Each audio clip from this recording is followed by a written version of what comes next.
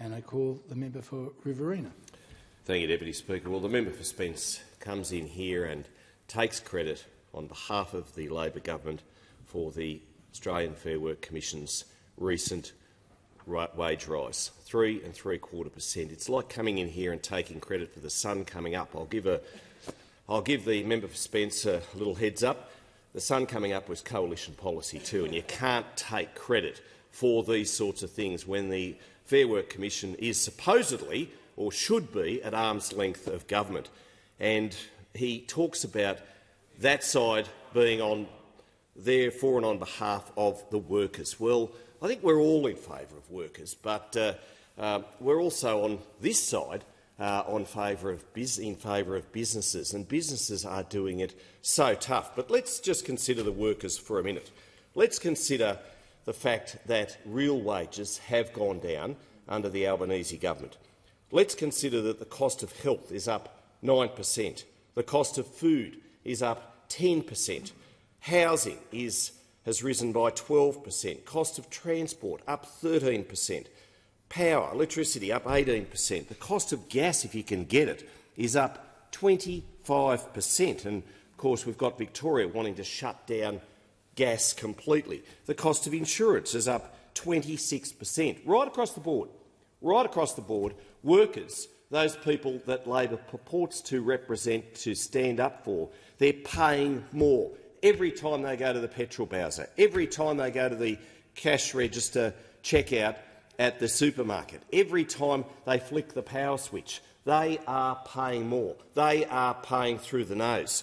And then we've got a Labor government which says nothing and does very little when the unions move in and take over, just like they did the other day with John Setka, saying that they were going to stop work on all projects that the Australian Football League is trying to put forward because they didn't like somebody who once worked for the former Australian Building and Construction Commission. And we've got, dare I say, construction companies in collapse mode. We've got those small businesses who build houses, who build infrastructure. They are doing it so tough at the moment, so very tough. And I don't see too many Labor members getting up and supporting them. I don't see too many Labor members getting up and calling out the CFMEU or other union bosses who are making it so tough for our construction industry, so tough for those small businesses which are trying to put a roof over people's heads. And, of course, then we've got the cash splash with $40 million being spent on advertising the government's Stage 3 tax cuts. $40 million which could be far better spent on health services, on anything. But our televisions are being bombarded with advertising which is just so unnecessary. OK, the tax cuts are there, and people will appreciate when they get rebates, when they get tax cuts. It is, I appreciate, something that they did not previously have. But you don't need to keep ramming it down their throats in social media and television, just like the people in regional Australia don't need to keep being told that the Murray-Darling Basin is kaput. They don't need to keep being told that Labor is restoring our river system. Appreciate that you will have a different view on that than those opposite. But when our farmers, when our irrigators, when our small business people in the Murray-Darling are continually being told that the river system is being restored, when they know that water is being bought out and that is actually going to destroy their river towns, their river economies, they know that it is a bridge too far. And the amount of money being spent on advertising these tax cuts is just, quite frankly, gross and just so unnecessary.